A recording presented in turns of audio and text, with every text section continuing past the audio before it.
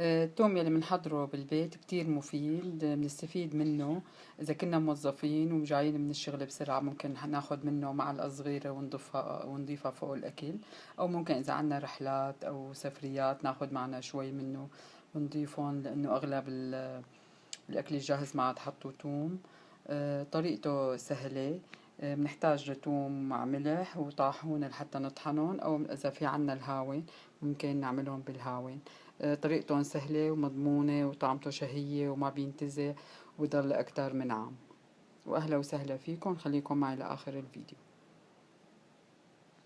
وكمان بعد ما يبس ونطحنه، فنحن ما في داعي نحطه بالثلاجة أو البراد. نحن رح نحطه بالكتابة تبع المطبخ، مثله مثل الملح مثل أي مادة تانية.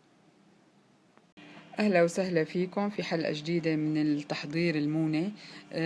رح نعمل اليوم التوم المجفف بطريقة كتير سهلة، أسهل بكتير من اللي موجودة بالإنترنت. وهي طريقة ستي بتحضير التوم المجفف. وبعدين بتحطه بالطاحونة، بتطحنه ناعم، بتعبيه بقلب مطربان، بتحصل على توم كتير شهي وكتير صحي وبيختم أكتر من سنة. الطريقة مثل ما قلت لكم كتير سهلة. أول شي منجيب التوم، طبعا بآخر الموسم بيكون شوي هو لحاله طبيعي إنه جفت حبات التوم. منقشرون بهالطريقة، شايفين منقشرون لحتى ما إنه ينتزعوا. في عنا طريقتين، إما من يبسهم، هلا رح لكم كيف الطريقة، بعدين بنطحنهم، أو رح نقوم بزراعتهم مثل ما بنعمل دايما. يعني بناخد هذا راس التوم بنحطه بالمي، وبعدين بنحطه بالتربة، فنحن رح نحصل على توم جديد أخضر وشهي.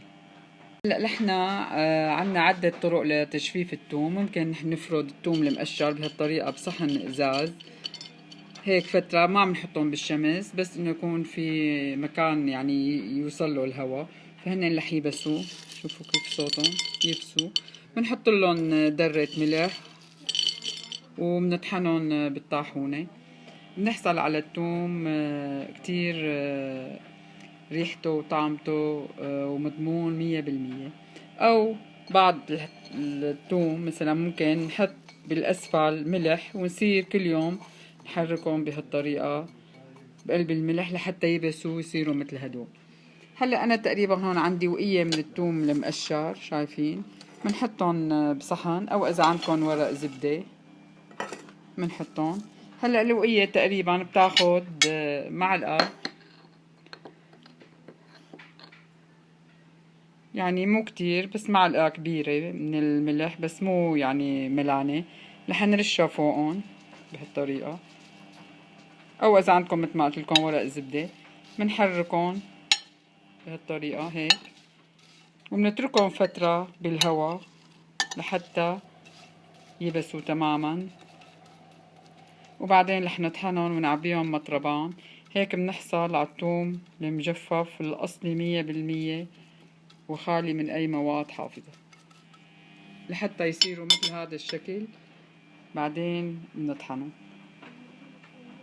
هلا كل فترة وكل ما بنمرق من قدامهم نحن بس رح نحركهم، نرجع بنحركهم بالملح هيك لحتى يبسوا. ممكن ياخدوا هلا بهذا الجو والصيف بياخدوا تقريبا شي 3 ايام لحتى يبسوا. لا بدهم تدخيل فرن ولا بدهم اضافة اي مادة. خليكن معي حتى نشوف شو بدنا نعمل. في معلومة صغيرة بدي لكم اياها. لازم يكون الملح مفرود تحت كل حبات التوم هدول، لحتى الملح يمتص المي الزايدة من التوم، وكمان الملح بصير طعمته توم بالنهاية.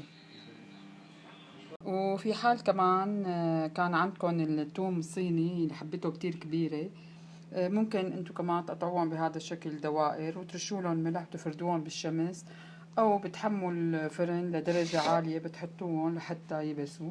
وطبعا التوم بياخد وقت لحتى يبس ويتقلص حجمه ويصير قابل للطحن او الدق. هلا انا بعد ما نشرتهم، اول شي حطيتهم فتره من دون شمس، بعدين نقلتهم على الشمس. لقيت الشغله كتير بتاخد وقت لحتى ينشفوا. وممكن يلي ما عنده طاحونة مثلا يطحن فيها الثوم، ممكن يدقهم بالهاون أو يدقهم بأي جرن. وما رح لكم انه قد ايه هالطريقة مفيدة وسهلة، ومنحافظ فيها على الثوم يلي بيكون يعني زايد عنا من السنة اللي قبل، أحسن ما نرميه. فنحن رح نقشره ونيبسه تحت أشعة الشمس ونستفاد منه مطحون بينضاف لأي أكلة أو السلطات.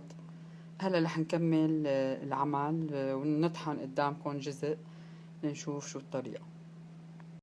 طبعا الثوم المطحون بهي الطريقة نحن ممكن لأي طبخة ناخد يعني كمية قليلة كتير نحطها، لأنه هذا الثوم مركز بالطعم. نحن رح نطحنهم مع الملح يلي نحن حطيناه وقت خليناهم يبسوا. طبعا إذا بدنا بنحط كل كمية الملح، بدنا بناخد جزء من هي الكمية تبع الملح، وبنرجع إذا زاد ملحهم بنحط فيهم كمان باقي الثوم اللي عنا. كل مدة فينا نعمل هاي الطريقة بأي وقت بأي موسم، بس يفضل يعني بآخر الموسم مشان نحافظ على الثوم. هلا رح ركب الطاحونة ونطحن ونشوف كيف رح يطلع. أغلب الفيديوهات يلي شاهدتها لتحضير الثوم اليابس الناعم ما بيحطوا له ملح، وهذا غلط، لأن الملح هو مادة حافظة لأي نوع من أنواع المونة.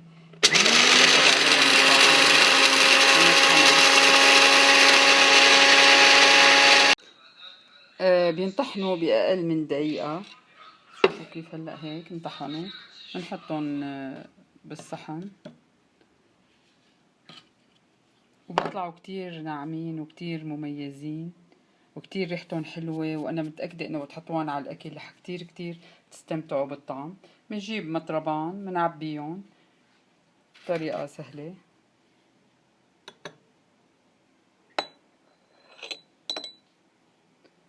ومنخليهم بعد الطحن شوي مكشوف عليهم المطربان، حتى إذا كان في عليهم سخونة يبردوا. وطبعا منسكره، وهي الطريقة بتنحفظ معنا لأكتر من سنة، وبضل ريحة الثوم وطعمته كتير شهي. وعن جد جعبالي دوقون، عن جد مميز. وهذا الثوم أصلي لأنه مو مخلوط بأي نوع تاني مثل الرز أو طحين، أو ممكن يحطوله ضامة ما بعرف، لأن الثوم شوي بيعذب لما بدنا نيبسه. بنصحكم دائما تعملوا كل الطرق بالبيت وتستغنوا عن الشغلات اللي بتجيبوها من السوق. وأهلا وسهلا فيكم، شكرا لكم على المتابعة وإلى اللقاء.